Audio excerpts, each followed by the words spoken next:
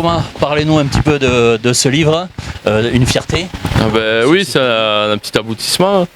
Moi, ça fait 2 ans, enfin 1 an que j'ai mis un an à le faire. Et voilà, 1 an après la maison d'édition, donc le résultat il est là aujourd'hui et je suis content d'avoir mon petit livre dans les mains.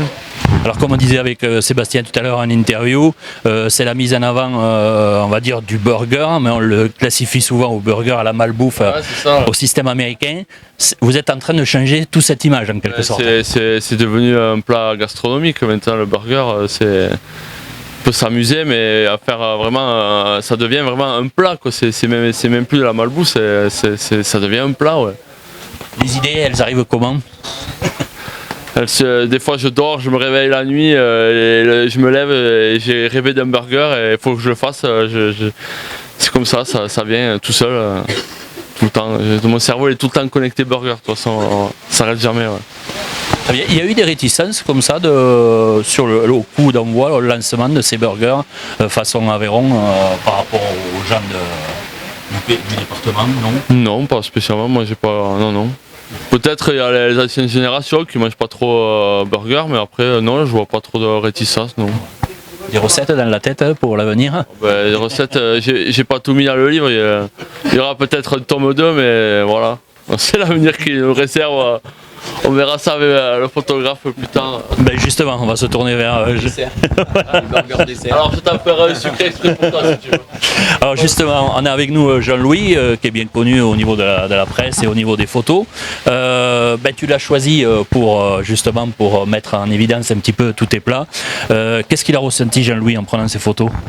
D'abord, c'est une histoire d'amitié, quoi. Un collègue qui cherchait vraiment à mettre en valeur son travail. Moi, ça m'a fait plaisir de lui rendre cet honneur. Et voilà, je me suis régalé à faire ces photos. Ouais. C'est une nouvelle expérience pour Jean-Louis? Non, j'ai déjà fait un petit peu de photos culinaires. Non, j'ai un studio photographique professionnel, donc on a travaillé au studio tous les deux là. On s'est bien régalé, on s'est bien amusé. Au niveau culinaire, je dirais qu'il y a quelque chose qui vous relie, c'est le pain. On a une histoire de pain. Tous les deux. Bon. Écoutez, merci beaucoup de nous avoir accueillis et puis on aura l'occasion de reparler un petit peu de vous s'il y a un tome 2. Voilà. Avec grand plaisir. Merci beaucoup. Bon alors Sébastien, déjà on va avoir du mal à vous présenter parce que tout le monde vous connaît, donc il n'y a pas de surprise. Déjà vous pouvez nous parler un petit peu aujourd'hui de ce restaurant et ce projet que vous avez eu? Big Gachou, c'est pas un restaurant, c'est un fast-food. Ouais. On a voulu vraiment, c'est un rêve de gosse, je pense, voulu faire un fast-food avec des produits aveyronnais ou ultra locaux, et voilà, et c'est né d'une opportunité d'avoir cet emplacement sur les Champs-Élysées de Rodez, donc c'est cool.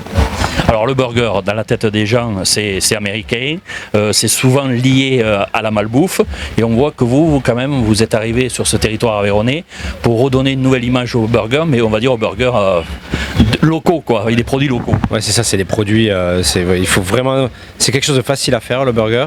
Donc oui, certes c'est américain, mais c'est le plat le plus consommé dans un restaurant en France aujourd'hui, et il faut savoir que c'est hyper facile d'utiliser des produits locaux dans un burger. Ça veut dire que découper 40 grammes de fromage et le mettre dans un burger, et chez les gamins qui sont habitués à McDo ou autre, petit à petit ils se glissent et ils prennent connaissance des produits qu'on peut avoir dans le coin, donc ça c'est vraiment top. Et c'est pas la vérité absolue, mais ça fait partie d'un apprentissage.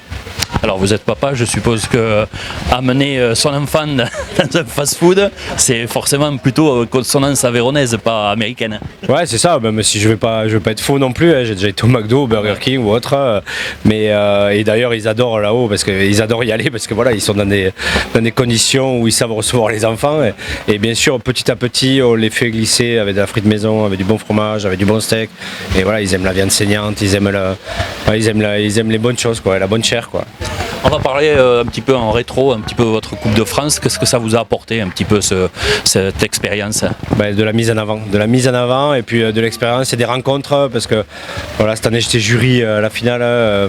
Tu rencontres du monde, tu rencontres plein de gens, t'échanges, il y a un petit consensus là où tous les gens de la Coupe de France, on échange pas mal ensemble, on se croise hors de la Coupe de France, et ça c'est super, quoi. C'est vraiment plein d'idées. Du coup, on a plein d'idées pour ça, quoi. Alors on en profite aussi parce qu'on met en avant surtout les Aveyronnais. On parlait un peu de votre restaurant à Ségur. Ouais, Ségur, c'est la base, quoi. C'est chez nous, c'est là où on est né. C'est la tête de veau, les riz d'agneau. Le burger est arrivé très très tard. Hein. Il est arrivé il y a 3-4 ans. Hein. Pour cette Coupe de France, il n'y avait pas de burger avant à Ségur. C'était une opportunité. On a utilisé des techniques très campagnardes, quoi, très rurales, on va dire. C'est le flambadou. On faisait des repas de chasse ou autre avec. Et là, on a flambé un steak haché. Mais voilà, c'était peut-être ma meilleure idée que j'ai eue dans ma vie, sûrement. Est-ce qu'il y a eu une réticence dans un monde, on va dire, un peu agricole, Ségur, avec l'arrivée de cette nourriture, ce burger? Ouais, il y a eu pas mal de réticences. Alors non seulement j'ai fait un burger, alors que beaucoup de gens de la génération de mes parents n'avaient jamais mangé de burger. C'est pas évident parce que c'est pas naturel de manger quelque chose coloré en noir. Et voilà, c'est double réticence. Mais ils le consomment de temps en temps et je pense qu'ils en sont en fait aussi fiers que moi. D'accord. Aujourd'hui, Thomas lance un livre justement sur il n'aime pas trop qu'on dise burger, mais voilà, sur les burgers connotation avéronnaise. Ça, vous ressentez quoi, vous, la sortie d'un livre comme ça, pur avéronais, on va dire? Moi, je trouve ça tellement exceptionnel. Je connais Thomas depuis la Coupe de France, puisqu'on s'est croisés. J'ai demandé conseil, parce qu'il avait fait la Coupe de France 2 ans avant moi. J'ai demandé conseil, on s'est rencontrés là. Et depuis, on a eu un fil rouge, on ne s'est jamais trop lâché. Il me faisait goûter toutes ses spécialités. De là à me faire un livre, je n'avais pas percuté. Mais quand il m'en a parlé qu'il faisait un livre, pour moi c'était naturel parce qu'il a tellement d'idées et puis il est tellement passionné par le burger. J'ai rarement vu quelqu'un aussi déterminé pour nous faire goûter ses burgers que c'était, voilà, moi j'étais trop content, trop fier pour lui et fier pour Big Gachou aussi parce que d'avoir Thomas chez nous c'est une fierté, quoi. Sébastien, l'avenir il le voit comment maintenant? Sébastien, il voit l'avenir bien, quoi.